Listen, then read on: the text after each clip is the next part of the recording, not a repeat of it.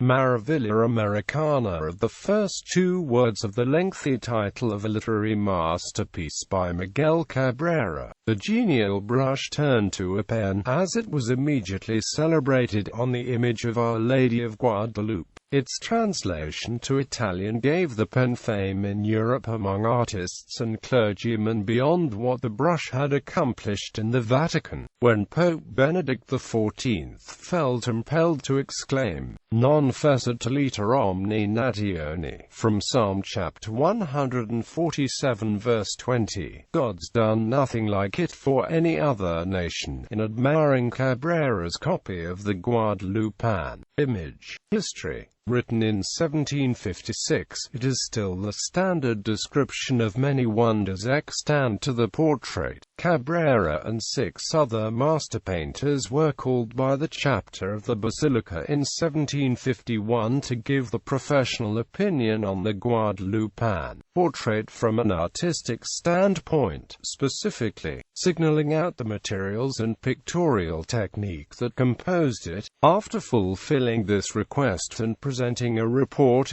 Cabrera felt inspired to extend it on his own, but as a courtesy, required a signed opinion of his work from his 6 colleagues, 6 professional statements which were also printed in both languages. Chapters. Maravilla Americana is divided into 8 chapters. Chapter 1 on the awesome durability of the image of Our Lady of Guadalupe. It is expounded as miraculous that fibers which normally biodegrade in a few years, subsisting intact for more than 225 years. He takes special note of the very thin cotton thread which unites both parts of the art, which by itself couldn't resist the least force, remaining in place.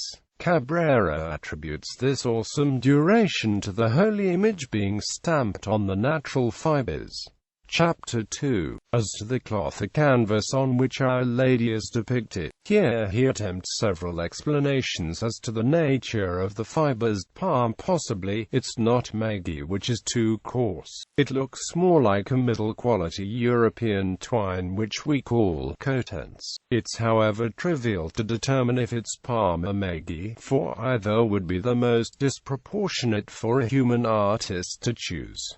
He concludes, "What excites admiration is the softness to the touch. It feels like silk, but it certainly doesn't look like silk. To the sight the woof is coarse, the quality is middle." Chapter 3 on the total absence of priming in this painting. There is no over-varnish or any sort of preparation as normally required on canvas, essential as it is on any surface to be painted. Painting on a coarse fabric without it is impossible. Chapter 4 on the marvelous drawing of Our Lady of Guadalupe. It is unmatched, and so perfectly finished, and marvelous, that I'm fully certain that whoever with elementary knowledge of the principles of this art, on seeing it, will exceed himself in eloquence to make this portent known as miraculous. After extending himself further in a eulogy, he proceeds to describe it in various details.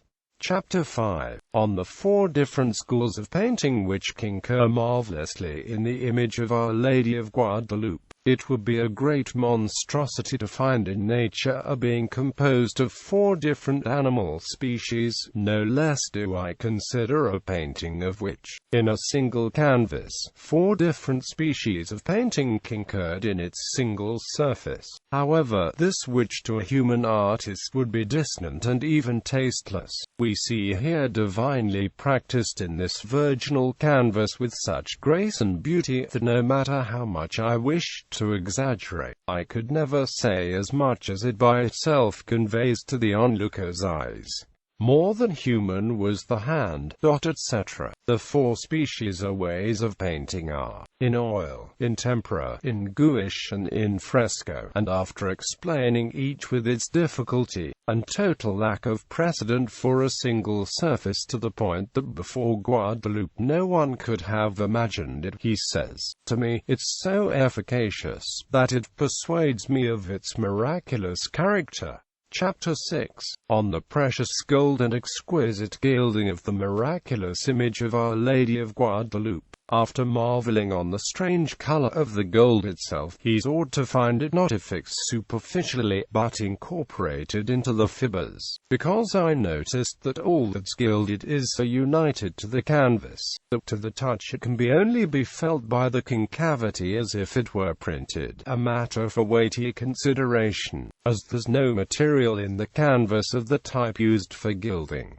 The holy image has its tunic gilded with some flowers of strange design. They are composed of a golden vein with the peculiarity that they follow not the pleats and undulations, but continuous as if on a flat surface.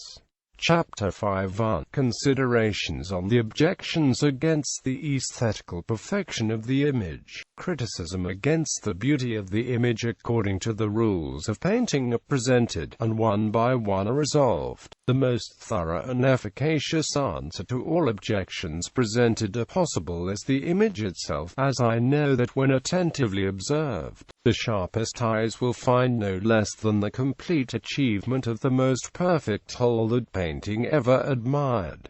Chapter 8 On the design of the miraculous image of Our Lady of Guadalupe.